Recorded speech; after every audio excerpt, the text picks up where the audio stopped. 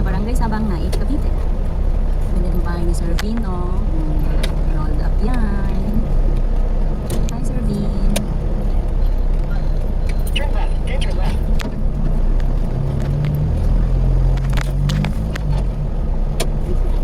Turn left. Zinad Place South. Diba? Anong highway lang siya mga bangga? Walang highway lang pag Zinad South. Malapit pa sa elementary, high school, and Fortune King at SM Hypermarket. In 600 meters at the roundabout, take the fourth exit. Nasa kanan naman natin pagka yung Pagsibol Southwest. Tayo din ng Ciudad Nuevo.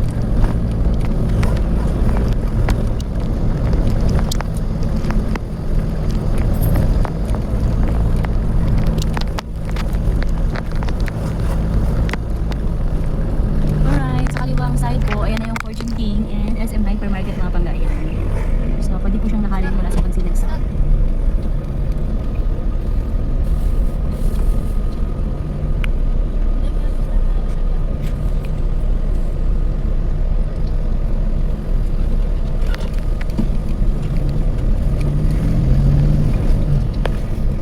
Turn right, then make a U-turn. Ayan na po ang Fortune King Shopping Mall. Dito lang yan. And SM Hypermarket. Katabi lang siya mismo ng Pasinayan Central. Yung pinakaunang Pasinayan sa buong Pilipinas. Pasinayan Central, Naik, Cavite. Ayan, mga bangga. Hindi na po liblib ang Naik, Cavite. Ang dami na pong tao. Hello, mga madam. Ang beauty na nila. This way to, ayun yung Pasinayan Central. Tapos this way to Ciudad Nuevo. So, ayan, may bibili lang kami kaya. Stop ko naman natin dito. Make a U-turn, then continue straight.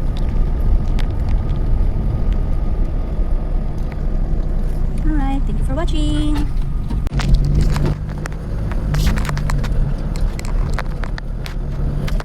In 150 meters, make a U-turn.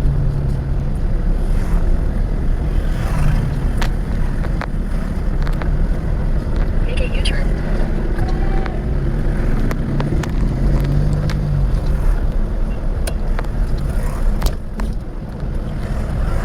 Eh, pupunta ka pa sa West?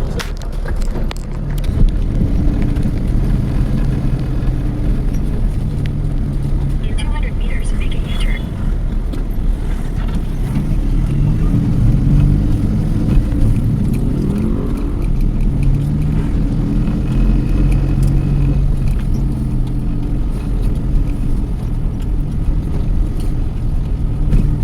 Make a U-turn.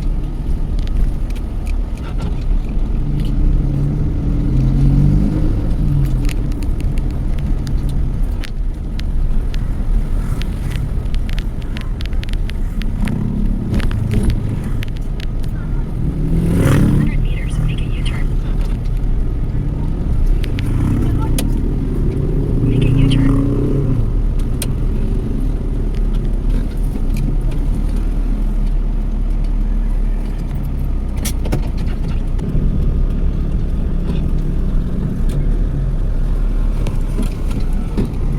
In 500 meters, turn right.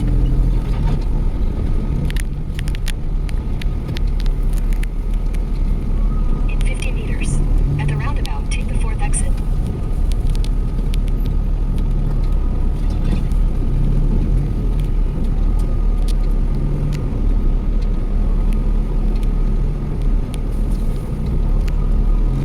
Turn right.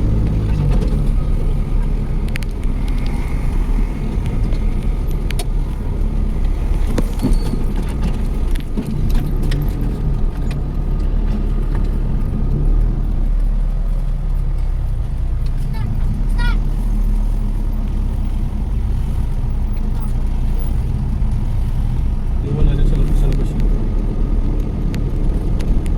Hi guys, madadaanan natin ang Pasinayan Central, Naik, Cavite. Pinakaunang Pasinayan sa buong Pilipinas. Ito po yung ating kanan. Ayan. Diyan po kami unang-unang tumira. Nangupahan po kami dyan ng 3-5. Habang inaantay namin ma-take out ang aming housing loan sa Pasinayan West. So ito lang po, katabi lang niya ang Fortune King and SM Hypermarket. Diba? Dati talahiban lang to. Ngayon, ayan yung market na ginagawa. Dating talahiban lang, ngayon may SM na. Oh. In 150 meters, may ano pa, may Fortune King pa. Fortune King Shopping Mall, Sabang. So, ayan mga bangga. Palabas tayo ngayon papunta tayo sa aming tindahan sa tapat ng Petronillo School. So, itutour ko po kayo ngayon. Samahan niyo po kami.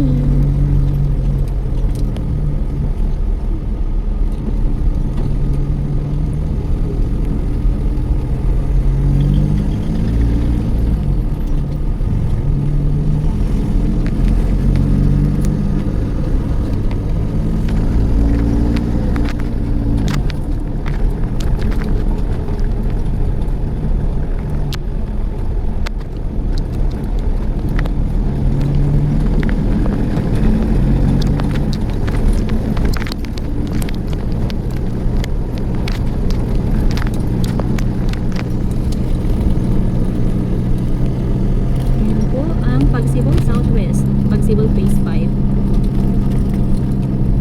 Sa unahan naman po, yung ating natatanaw ang Pagsinag South, Barangay Sabang, Naik, Cavite, mga bangga, along highway lang. And walking distance lang siya sa elementary and high school ng Ciudad Nuevo. So, ayan. Ayan. Diyan yung ating isang bahay investment. Diyan kami nakatira ngayon mga bangga.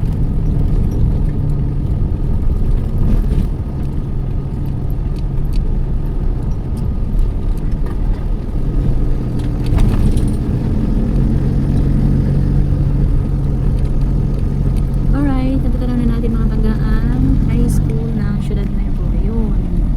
And ang elementary. Ngayon, palabas na po tayo sa highway papunta sa 500 meters. bayan ng Naik, yung kanan side. And yung pakaliwa naman po ay papunta sa SM 13 or 13 Martires, Cavite. Nasa 25 minutes lang mga bangga na sa SM 13 ka na. Turn left. Alright, dito na po tayo sa Arrive at highway. your destination.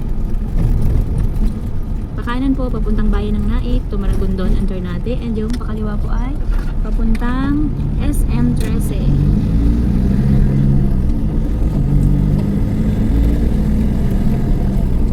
Continue on Governor's Drive for 4 kilometers.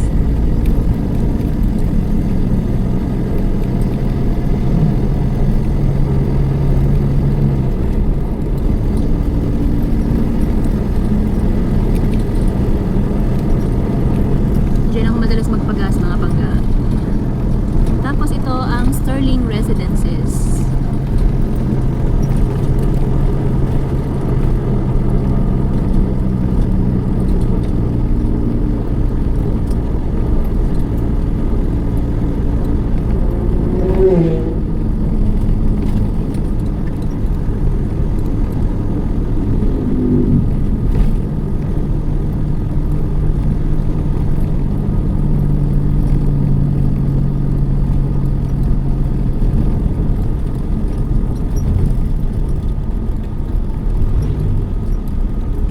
Tatanaw na natin mga bangga ang Barangay Hall ng Barangay Sabang. Ayan po. Ayan. Barangay Sabang po yan. And of course, katabi lang po niya ang Torres Farm kung saan para ka na nag-travel around the world. Ayan mga bangga. O, kanan side. Yung Torres Farm. Sa mga gusto pong pumunta dyan, ang ganda po dyan. Worth it po ang inyong bayad. And kakaliwa na tayo dito. Ito ang aming tindahan. Naupa kami dito mga bangga ng 12,000 pesos. Ito. Ayan, si Feliz Navidad Store. Ayan po ang ating store. And ito si Feliz Navidad.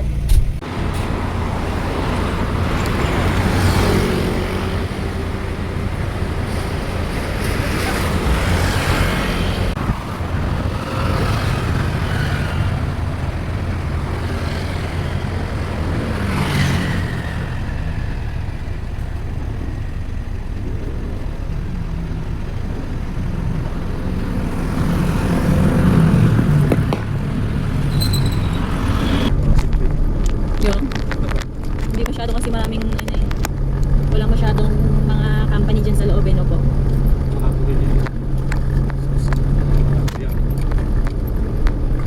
Sarap dumaan dito. Ito ako nung naghanap mga doon, wala sa paligid. Nakita ko dito. Ano hinanap po po? Balunggay. Kasi akala mo gubat, kaya may malunggay. Wala. Yan yung mga puno. Wala namang nagtanim ng kusa ng Meron malunggay. kaso sa loob ng pakulo. Balunggay. Wala ko may mga malunggay alam dito sa akin. Ganda dito.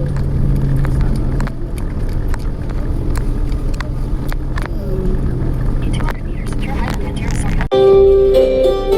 Dear Papa Dudu, isang pagbati po sa inyo at sa mga listener ng Barangay Love Stories. Ako po si Crystal, tubong Pangasinan at panganay sa 5 magkakapatid. Housewife po ang mama ko na si Virgie habang ang papa ko naman na si Joaquin ay nagtatrabaho noon bilang isang hotel security sa Dubai. Parehas pong hindi mahirap ang buhay, kaya hanggang high school lamang ang natapos nila. Maaga rin akong dumating kaya nawala ng special exam. Sa 3 linggo na yon ay halos wala akong tulog dahil Ayun yung oh my gosh. Ayun yung dumidin. Parating na siguro yun. Nung tinext ko siya kanina, nasa terminal. at parang nadudurog ang puso kong makita silang nahihirapan. Lagi ko ngang sinasabi noon na kahit ako na lang ang naglaban, anuman ang mga pagsubok sa buhay. Isang taus-pusong pasasalamat po sa inyo, Kristan. Nagustuhan ng iyong napakinggan, ituloy yan via live stream sa www.gmanetwork.com/radio.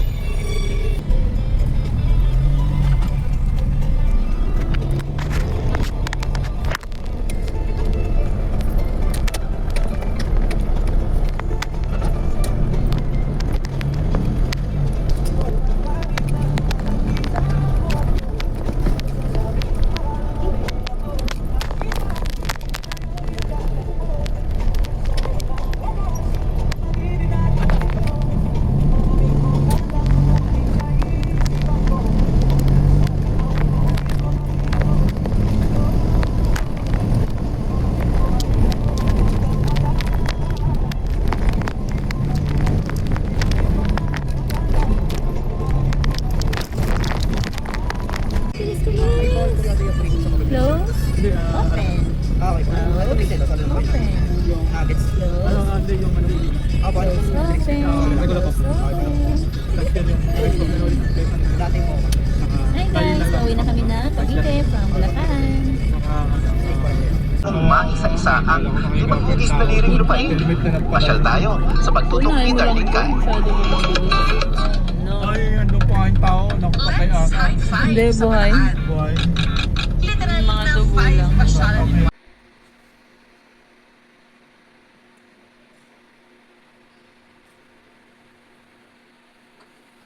Bye-bye, close na.